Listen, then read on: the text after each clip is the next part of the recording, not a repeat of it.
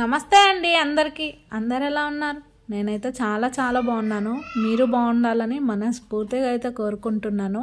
అలాగే నన్ను సపోర్ట్ చేస్తూ సబ్స్క్రైబ్ చేస్తున్న ప్రతి ఒక్కరికైతే పేరున అయితే థ్యాంక్ యూ సో మచ్ అండి. ఈరోజు వచ్చేసి మార్నింగ్ పొద్దున్నే అయితే వీడియో షూట్ చేశాను. ఎండ రావాలా వద్దా అని ఆలోచించుకుంటూ ఆ సూర్యభగవంతుడు లోపలికే వెళ్ళిపోతుండు. ఏదో ఇలా వచ్చి వెళ్ళిపోయినట్టు పిచ్చి.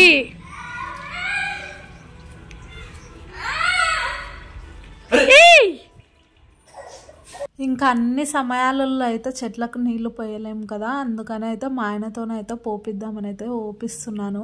ఇంకా మా చిన్నోడు పెద్దోడు నేను లేచిన వెంటనే లేసేస్తారు. అదెందుకు వాళ్ళకు నిద్ర ఎందుకు రాదో నాకైతే అర్థం కాదు. నన్ను గాన పడుకోమంటే ఎంత బాగా పడుకునేదాన్నో.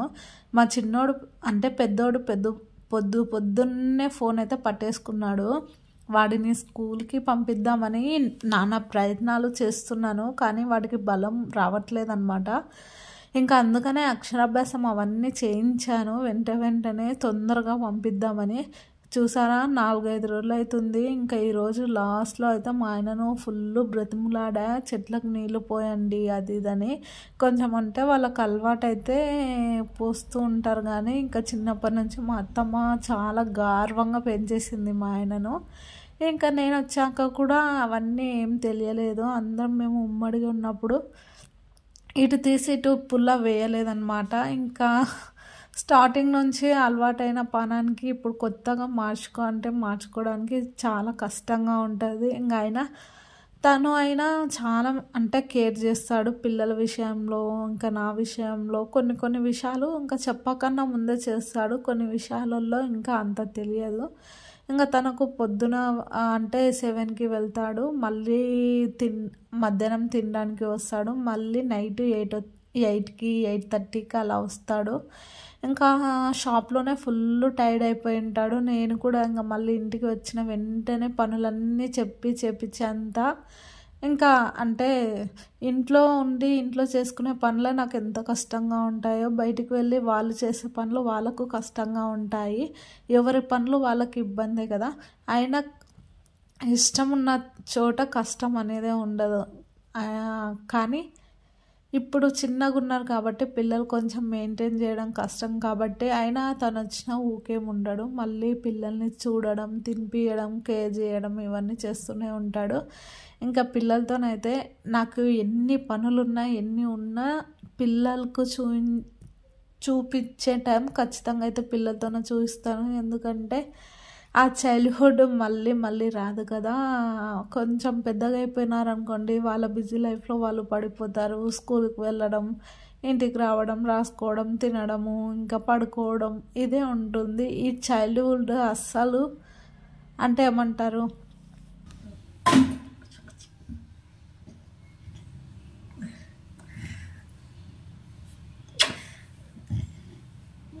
ఎంత ప్రశాంతంగా మైండ్ రిలాక్స్డ్గా అంటే ఏమంటారు, అన్నీ ఎంజాయ్ చేయాలంటే చిన్న వయసులోనే అన్ని ఎంజాయ్మెంట్స్ అయితే ఉండాలి. పెద్దగా అంటే కొంచెం ఓ ఏజ్ వచ్చినాక ఇంకా ఏం చేయలేం కదా. అందుకనే చిన్నపిల్లల వయసు మళ్ళీ రాదు. ఇంకా మళ్ళీ వాళ్ళ బిజీ లైఫ్లో వాళ్ళు పడిపోతారు. నేను ఎంత పనులు చేసుకున్నా, యూట్యూబ్ చేసినా లేకుంటే ఇంకా వేరే ఏ పనైనా చేసినా నేను చేసుకునే పనిలో ఖచ్చితంగా పిల్లలకైతే టైం కేటాయిస్తాను. ఇంకా లేచిన వెంటనే చెప్పాను కదా, నార్మల్గా అయితే స్నానం చేసిన వెంటనే వంట రూమ్లోకి అయితే వెళ్తాను నార్మల్గా. ఇంకా ఇప్పుడు కొంచెం ఇంకా అన్ని సమయాలు ఒకేలాగా ఉండవు కదా. ఈ టైంలో మాత్రం కొంచెం చాయ్ తాగి అన్నీ అంటే బట్టల దగ్గర నుంచి అన్నీ వెంటనే ఉతికేసిన తర్వాతనే స్నానం అయితే చేస్తాను. ఎందుకంటే ఇప్పుడు కొంచెం అటు ఇటుగా ఉంటాయి కాబట్టి నాకు ఇంకా అంత మంచిగా అనిపించదు. అవన్నీ క్లియర్ చేసేసుకున్నాకనే స్నానం చేస్తే కొంచెం ప్రశాంతంగా ఉంటుంది. పిల్లలకైనా నాకైనా ఇబ్బంది ఉండదని అయితే ఇంకా ఇప్పుడైతే ఫస్ట్ చాయ్ పెట్టేసుకొని చాయ్ తాగినాక కొద్దిసేపు ఎండలో పిల్లల్ని తిప్పుతాను. మార్నింగ్ 7 నుంచి 8 వరకు మాత్రం అంటే 7-7:30 కల్లా మా ఆయన వెళ్ళిపోతాడు. తర్వాత ఇంకా పిల్లలు నేను కనీసం ఒక 10 మినిట్స్ 15 మినిట్స్ అయితే ఎండలో ఖచ్చితంగా తిప్పుతాను. మేడ మీదకి వెళ్ళడమో లేకుంటే ఇంటి ముందే బాగా ఎండ వస్తుంది మా ఇంటి ముందు. ఇంకా పిల్లలకైతే బాగా ఆడించుకుంటూ ఇంకా నాకు టైం దొరికినట్టు ఉంటుంది పిల్లలతోన. తర్వాత అయినా మనం ఇంట్లోనే ఉన్న ఖచ్చితంగా అయితే టైం మేనేజ్మెంట్ ఖచ్చితంగా పెట్టుకోవాలి. ఎందుకంటే ఇంట్లో ఉన్న బయటికి వెళ్ళినా లేకుంటే ఆఫీస్కి వెళ్ళినా ఎక్కడికి వెళ్ళినా ఇంట్లో పనులన్నీ క్లియర్గా అందరికీ తగ్గట్లు పని చేయాలన్నా కంప్లీట్గా మనం ఒక టైంని మెయింటైన్ చేస్తేనే అవన్నీ కుదురుతాయి. కాబట్టి నేనైతే టైం టేబుల్ ఖచ్చితంగా అయితే ప్రిపేర్ చేసి పెట్టుకుంటాను. ఇంకా ఈ పాల ప్యాకెట్ అయితే మెయిన్గా పిల్లల కోసం అని అయితే పాలైతే ప్యాకెట్ పాలు మానేసి బర్రె పాలు అయితే తీసుకుంటున్నాము ఈ మధ్యనే. ఏదో హడావిడిగా ఉన్నప్పుడు తొందరలో ఉన్నప్పుడు నోటితో కూడా కట్ చేస్తాను. అది అంటే అలా కట్ చేయడం మ్యాక్సిమం ఏదో టైం మరీ తొందరగా ఉన్నప్పుడు అలా మాత్రమే చేస్తాను. ఎంతసేపు ఉన్నా చేతోనన్నా తీయడం లేదనుకోండి కత్తెర. నేను నోటితో కట్ చేస్తున్నాను అంటే కత్తెర దొరకకుండా ఎటో అంటే నేను ఓ చోట పెడితే ఓ చోట మా ఆయన రెగ్యులర్గా తీస్తూ ఉంటాడు. కాబట్టి ఇంకా అది దొరకనే టైంలో తను నాకు అంటే అందుబాటులో లేని సిచ్యువేషన్లో మాత్రమే నోటితోనే అయితే కట్ చేస్తాను.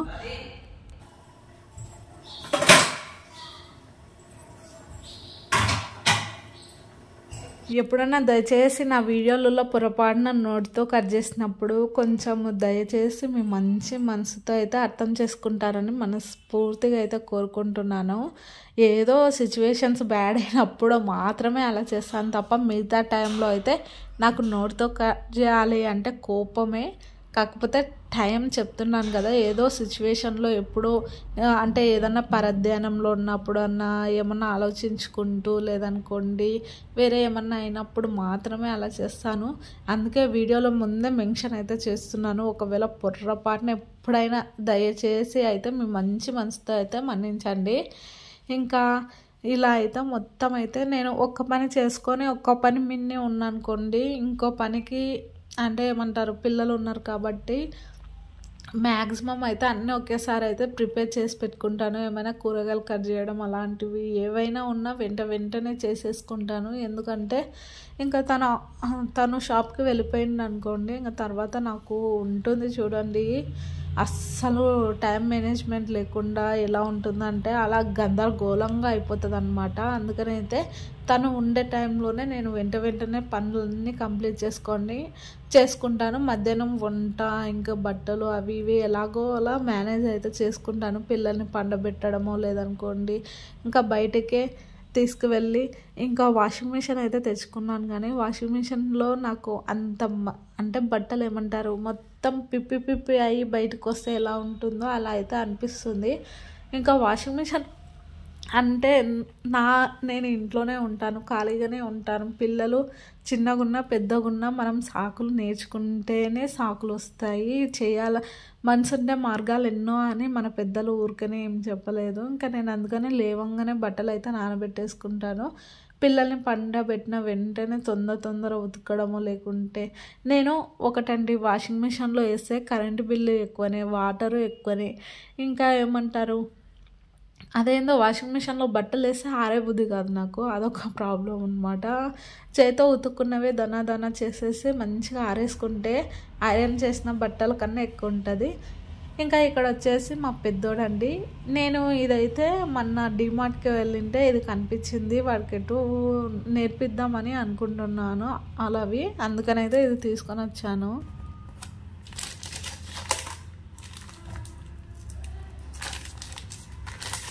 దీని కాస్ట్ వచ్చేసి 90 రూపీస్. అవతల సైడు మొత్తము అంటే రాసుకోవచ్చు, మళ్ళీ దానికి లేజర్ వచ్చింది. ఇంకా బాగుంది కదా అని అయితే తీసుకొని వచ్చాను.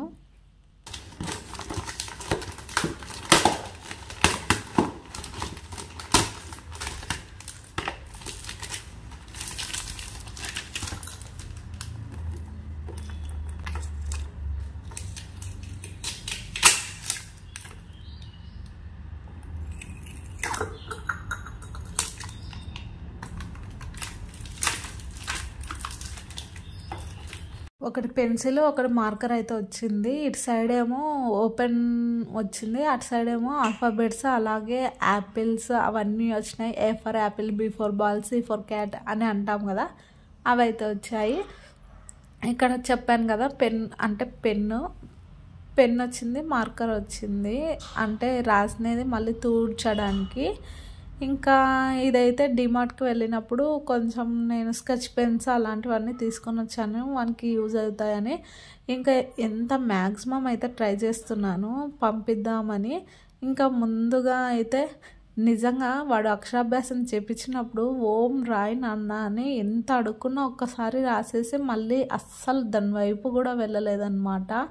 ఇంకా అందుకని అయితే ఫస్ట్ స్లేట్ మీదనే రాపిస్తున్నాను. గోయిడా ఇట్లా దిద్దు.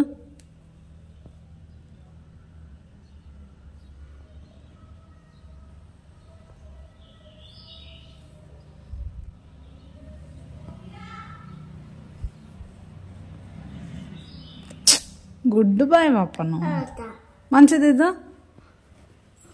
బాగుందా స్లాట్? దాన్ని ఏమంటారు?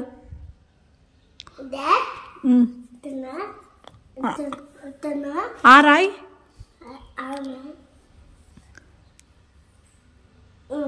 అదే అనా, ఇట్లా నేను చూపిస్తాను రాయి. రాయ్ బా ఇట్లా నాన్న, గో ఇట్లా.